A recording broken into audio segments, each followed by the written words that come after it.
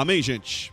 Então vamos lá. Gênesis 30, versículo 1 diz assim: Vendo Raquel que não dava filhos a Jacó, teve ciúmes de sua irmã e disse a Jacó: Dá-me filhos, senão morrerei.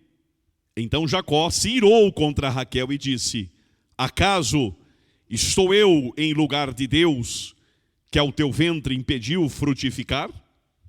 Versículo 22. Lembrou-se Deus de Raquel, ouviu-a e a fez fecunda. Ela concebeu, deu à luz um filho e disse: Deus me tirou o meu vexame. E lhe chamou José, dizendo: Dê-me o Senhor ainda outro filho. Capítulo 35, versículo 16.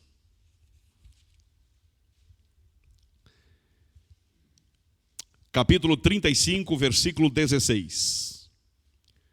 Partiram de Betel, e havendo ainda pequena distância para chegar a Efrata, deu à luz Raquel um filho, cujo nascimento lhe foi a ela penoso.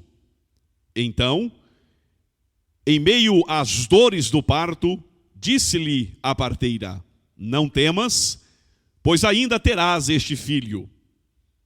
Ao sair-lhe a alma, porque morreu, deu-lhe o nome de Benoni, mas seu pai lhe chamou Benjamim. Assim, morreu Raquel e foi sepultada no caminho de Efrata, que é Belém. Amém. Os irmãos podem assentar-se.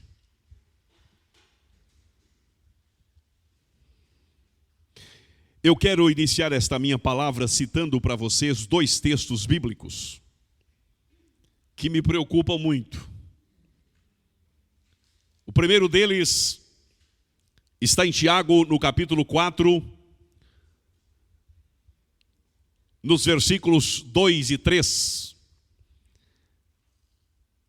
E diz o seguinte: Nada tendes, porque não pedis.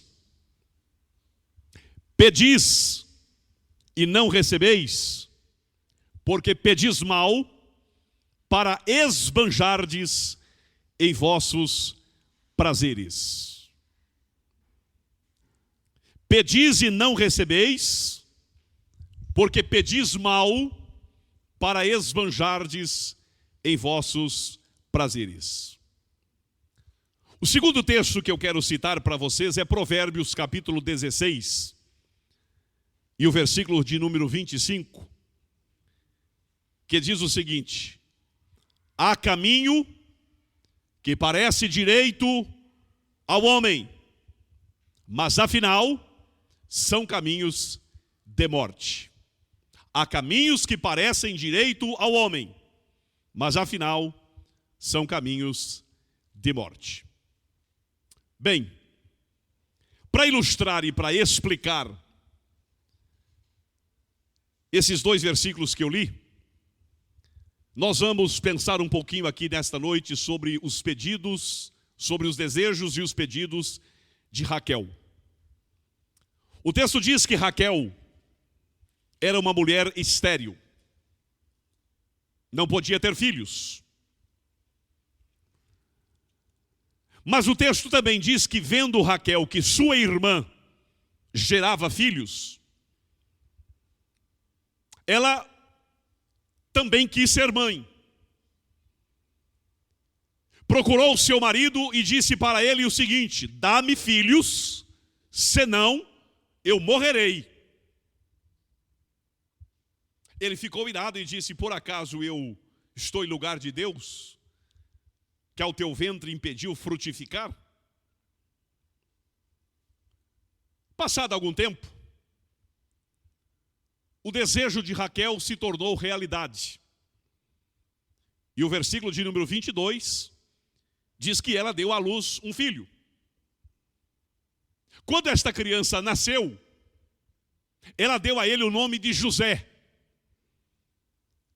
Porque, segundo o versículo 24, ela dizia: dê-me o Senhor ainda outro filho. Ela não se contentou com este. Ao nascer, ela já está querendo que um outro filho nasça. O texto vai nos dizer no capítulo 35, conforme lemos a partir do versículo 16, que pela segunda vez ela ficou grávida. Mas no parto, a história não foi como da primeira vez. O texto diz que o parto foi penoso, foi um parto difícil, de maneira que, no momento em que a criança nasceu, ela veio a óbito. Raquel morreu.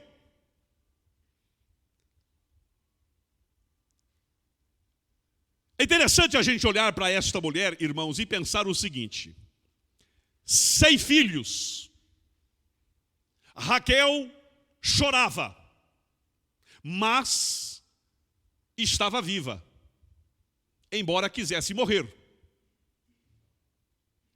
Com os filhos, ou com o primeiro filho, não satisfeita, ela quer ter um segundo filho. Mas quando este segundo filho vem, o parto é difícil e ela morre. Vejam vocês o paradoxo da história. Vejam vocês a contrariedade. Sem filhos, ela está saudável e viva. Com os filhos, ela adoece e morre. Quando eu leio essa história, meus amados, eu preciso aprender o seguinte: nós não podemos ter tudo, e nós não podemos desejar tudo. Nós precisamos tomar cuidado com aquilo que nós desejamos. Porque aquilo que nós desejamos, num primeiro momento, pode parecer absolutamente normal, explicável. No primeiro momento, aquilo que nós desejamos pode parecer absolutamente lícito, de maneira que nós vamos à presença de Deus e insistimos para que o Senhor nos dê.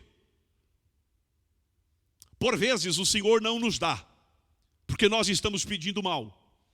Mas às vezes, o Senhor acaba permitindo que o nosso desejo se torne realidade.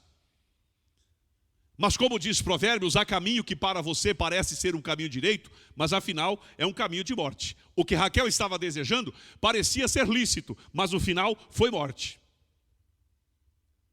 Portanto, meus irmãos, quando nós estivermos diante de uma necessidade qualquer, antes de nós pedirmos, nós precisamos verificar quais são as nossas reais necessidades e quais são as nossas motivações para estarmos desejando aquilo que estamos desejando. Eu vou explicar para você.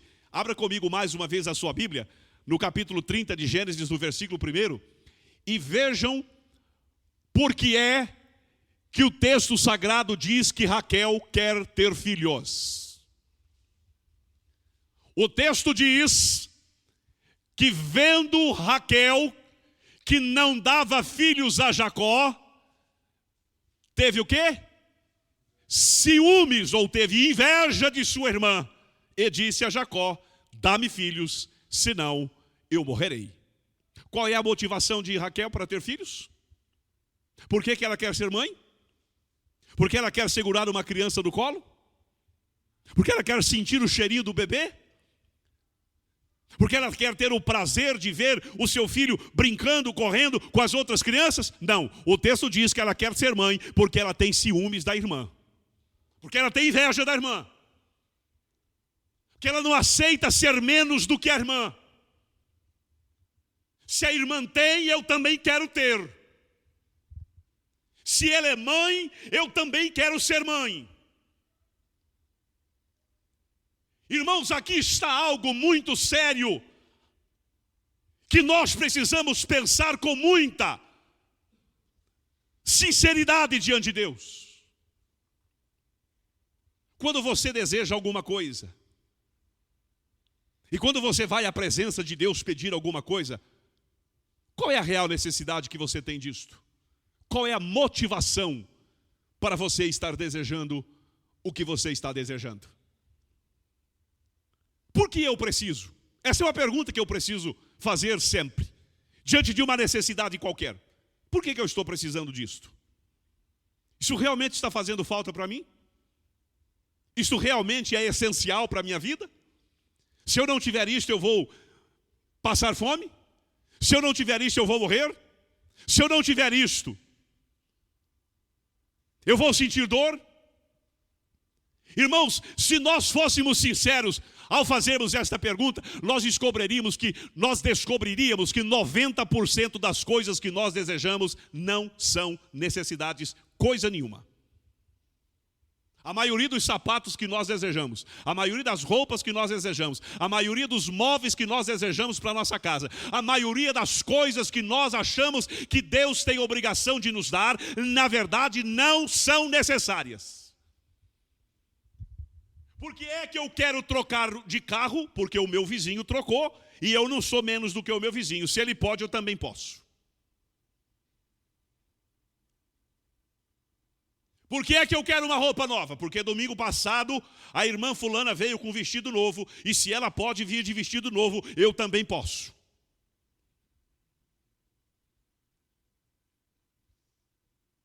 Tome cuidado com o que você deseja.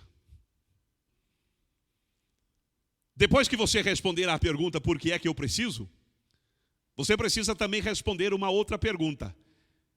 Isto que eu estou desejando está de acordo com a vontade de Deus?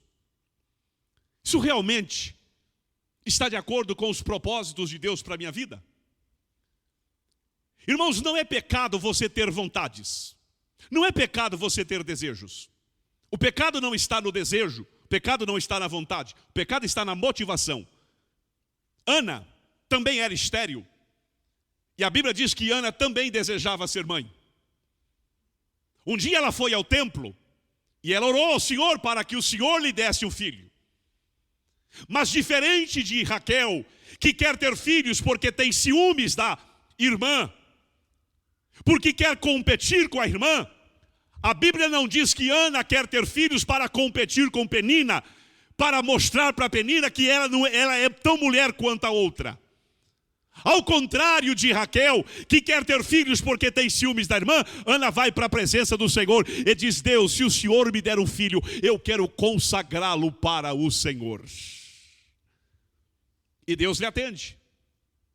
E ela leva o filho para ser consagrado ao Senhor. E o filho se torna um dos homens mais importantes da história bíblica. Samuel foi rei, foi profeta, foi juiz e foi sacerdote sobre a nação de Israel. E Deus deu a Ana outros filhos mais, porque a sua motivação era uma motivação correta. Mas aqui está Raquel querendo ter filhos porque tem ciúmes da irmã. E quando a motivação é errada, o resultado não pode ser um final feliz. Segundo, quando nós lemos a história de Raquel,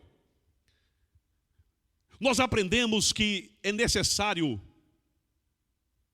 ser feliz com aquilo que temos. Irmão, nós precisamos aprender a ser felizes com o que temos. Vejam, o texto diz no capítulo 30 e no versículo 24, que o Senhor deu a Raquel o filho que ela desejava. Lembrou-se Deus de Raquel, ouviu-a e a fez fecunda. Ela concebeu, deu à luz um filho. E disse: Deus me tirou o meu vexame. Ora, se o problema de Raquel era a vergonha que passava, pronto, já está resolvido. Agora ela é mãe, agora ela não tem mais motivos para sentir vergonha. Mas logo em seguida, o que é que o texto vai dizer que ela fala? E chamou-lhe José, dizendo: dê-me o Senhor ainda outro filho. O que ela está dizendo aqui é o seguinte: Tudo bem que Deus já me ouviu, tudo bem que Deus já tirou de mim a minha vergonha, mas eu não estou satisfeita com um filho só, eu quero mais. Acontece, meus irmãos, que se no primeiro parto o texto não diz que ela teve problema algum, no segundo parto ela sentiu muitas dores e acabou morrendo. Esse é o problema de quem não se contenta com o que tem. Esse é o problema de quem não está satisfeito com as coisas. Se Raquel tivesse se contentado com o único filho, ela não teria morrido tão cedo como morreu. Se Raquel tivesse aceitado o que Deus estava fazendo por ela, porque é interessante, irmãos, porque que a Bíblia nos diz aqui no capítulo 30 e no versículo 22, que este filho que ela teve foi um filho que Deus lhe deu. Lembrou-se Deus de Raquel, ouviu-a e a fez fecunda. Mas quando você lê o capítulo 35, que fala sobre o segundo filho, o texto não diz que foi Deus quem deu este filho para ela. Na primeira vez, como quem dá o filho é Deus, tudo vai bem. Mas agora, o parto é penoso e ela morre. Irmãos, muitos problemas que nós temos na vida seriam facilmente evitados se nós fôssemos pessoas que se contentam com aquilo que têm. Você já ouviu o ditado, procurar sarna para se coçar? Tem gente que é assim. Ele nunca está feliz com o que tem. Ele nunca aceita o que tem. Ele nunca se dá por vencido. Ele sempre quer mais.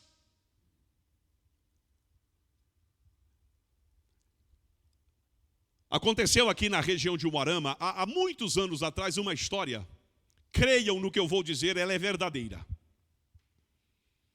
Parece piada. Aliás, piada não. Parece conto de terror, mas é verdade. Uma irmã, serva de Deus, morreu. O marido ficou desesperado com a morte da mulher. Foi para a presença de Deus e disse: Senhor, eu não aceito a morte da minha esposa. Devolve ela para mim, por favor. E ele pediu. Deus ouviu a mulher. Deus ouviu o homem, ressuscitou a mulher. Inclusive, quando não dei glória a Deus ainda não, calma lá. Inclusive quando ela voltou, ela contou umas experiências bonitas que ela tinha tido lá no céu. 15 anos depois que ela ressuscitou, ela resolveu que não queria mais ser crente. Virou um satanás e um dia pegou um revólver e matou o marido.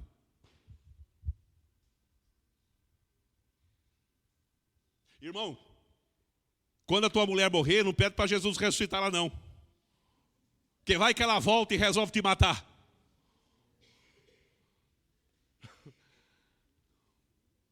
Eu já falei para minha esposa, minha filha, o dia que você morrer, eu não vou lá para ressuscitar não. Vai que ressuscita e resolve me matar. Parece uma história de mau gosto isso, não parece não? Mas não é, é verdade. Isso aconteceu.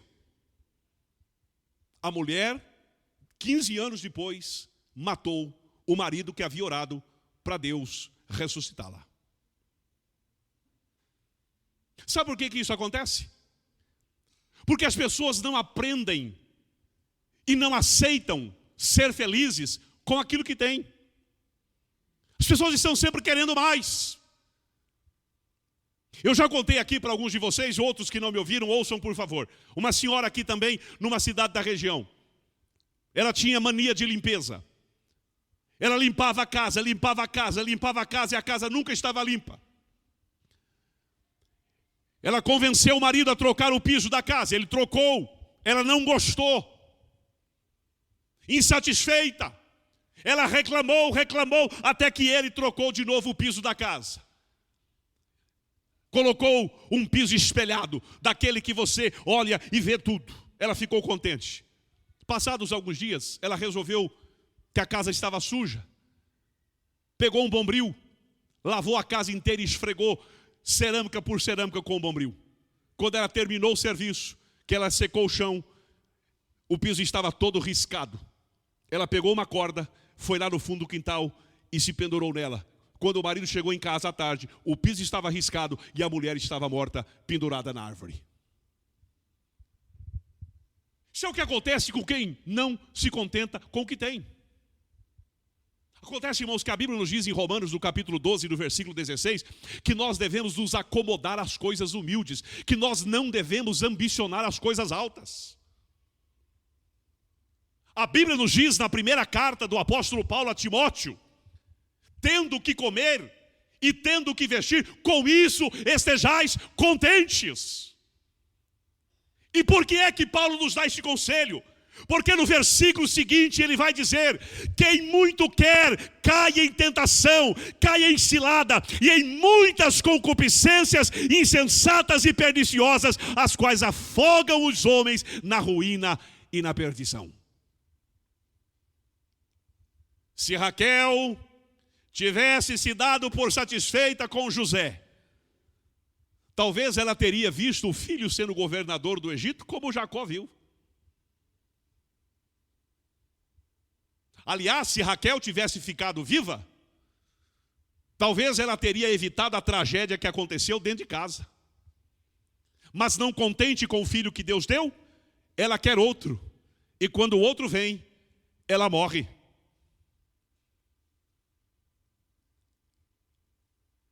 Nós precisamos aprender a nos contentar com aquilo que temos. Meu irmão, você está andando com um carrinho velho? Se Deus te der condições de verdade de comprar um carro melhor, ok, vai na loja e troca. Mas não faça besteira, não compra o que você não pode pagar só porque o outro comprou também. Se você puder ir na loja e trocar de roupa, de sapato, ok, faça isto. Mas não vá na loja ficar endividado só porque alguém fez e você não fez. Eu conheço muita gente que por inveja e por ciúme acaba fazendo o que não pode e o resultado é tragédia, é destruição, é problema para a vida. Mas em terceiro lugar, irmãos, eu aprendo com Raquel que nós precisamos aprender a aceitar com mansidão e humildade a vontade de Deus. E sabe por que você precisa aprender a aceitar com mansidão a vontade de Deus? Porque a Bíblia diz que a vontade de Deus é boa.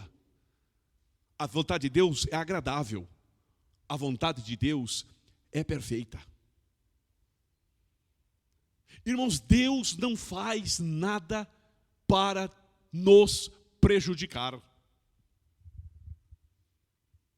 Quando Deus diz não, o não de Deus não é para nos prejudicar. Quando Deus diz espere, o espere de Deus não é para nos prejudicar. Os caminhos pelos quais Deus nos conduz não são para o nosso prejuízo. Os caminhos de Deus não nos levam para ruína e para destruição. Tudo que Deus faz é bom. Se Adão e Eva no jardim do Éden tivessem aceitado a boa, agradável e perfeita vontade de Deus, eles estariam talvez no Éden até hoje. Mas não contentes com viver no jardim do Éden, eles quiseram ser iguais a Deus. Pecaram e foram expulsos do jardim. E eu pergunto agora para vocês: a vontade de Adão e Eva foi boa? Foi agradável? Foi perfeita? Fez com que eles se tornassem de fato iguais a Deus? Ou a vontade deles os expulsou do jardim, os fez comer do suor do trabalho, fez a terra produzir espinhos, multiplicou a dor do parto,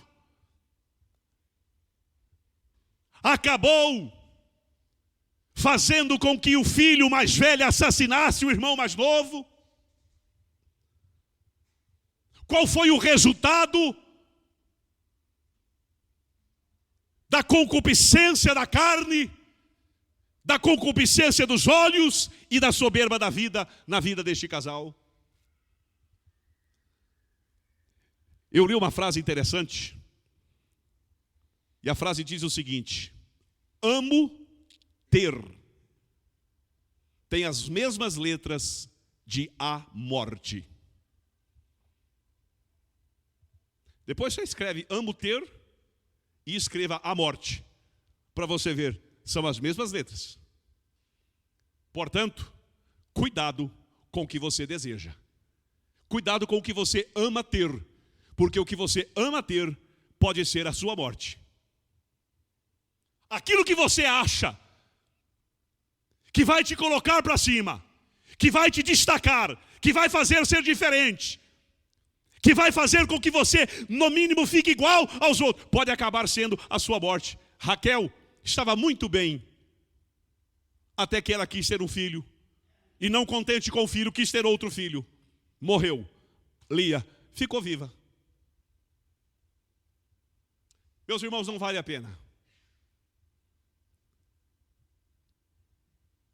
nós entrarmos pelo caminho da oração que Tiago denuncia no capítulo 4. Cobiçais e nada tendes. Vocês não têm, porque vocês não pedem. Mas vocês pedem e não recebem, porque vocês pedem mal, para esbanjardes nos vossos próprios deleites. Por que nós estamos pedindo, irmãos? Por que nós estamos querendo? Quando eu quero que Deus responda uma oração minha, quando eu quero que Deus faça o que eu estou pedindo, qual é a minha motivação? Eu estou de verdade precisando disto? Eu estou querendo que Deus seja glorificado? Qual é o propósito disso? Ou eu estou pedindo porque eu tenho ciúme do outro, eu tenho inveja, eu quero disputar, eu quero mostrar para você que eu posso também? Tome cuidado com as suas motivações, porque há caminho que para o homem parece ser direito, mas afinal são caminhos de morte. Se Raquel soubesse que o final da história dela seria a morte no parto, talvez ela tivesse optado por continuar não tendo filhos. Ou então, se ela soubesse que ter um só filho já era o suficiente, não tivesse pedido o segundo. Meus irmãos, eu conheço algumas histórias de mulheres, principalmente, que foram caminhando com as próprias pernas, bonitas e sorridentes, deitaram-se numa cama para o médico deixá-las mais bonitas, e estão em casa, em cima de uma cama, inválidas e em coma para sempre. Pastor, você está dizendo que é pecado a gente fazer plástica? Não, não estou dizendo que é pecado fazer plástica. Mas eu estou dizendo que Deus te fez bonito do jeito que você é. E que você tem que tomar cuidado com o que você deseja. Porque tem gente que não está feliz com o nariz que tem. Tem gente que não está feliz com a orelha que Deus deu. Tem gente que não está feliz com a boca. Tem gente que não está feliz com o pé. Tem gente que não está feliz com a mão.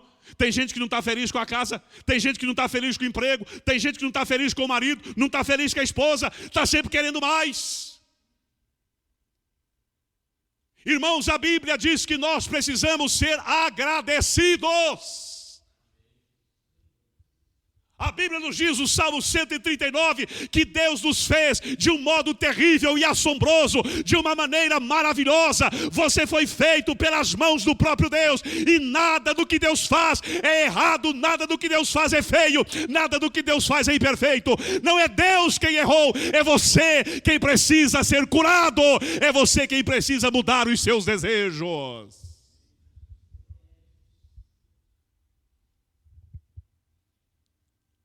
Amo ter, tem as mesmas letras que a morte. Portanto, meu irmão, cuidado com o que você deseja. Eu sei que você veio aqui nesta noite trazendo com você desejos. Eu também os tenho. Todos nós somos seres desejantes. O ser humano tem desejos, tem vontades. Tudo bem. Mas você já perguntou se o que você deseja, você realmente precisa? Você já parou para pensar se a motivação que te faz desejar é a motivação certa? Você já parou para pensar que talvez seja melhor você aprender a viver feliz com o que tem? Você já parou para pensar que a vontade de Deus para a tua vida é boa? Que a vontade de Deus para a tua vida é agradável? Que a vontade de Deus para a tua vida é perfeita? Meus amados irmãos, se nós mudarmos a maneira de lidarmos com os nossos desejos, nós seremos pessoas melhores, mais bem-sucedidas e, acreditem vocês, muito mais felizes do que somos. Eu não sei se você já leu a história de Amy Carmichael. Amy Carmichael foi uma missionária importante que evangelizou milhares de pessoas na Índia, que viveu entre os indianos por muitos anos. Amy Carmichael nasceu na Inglaterra.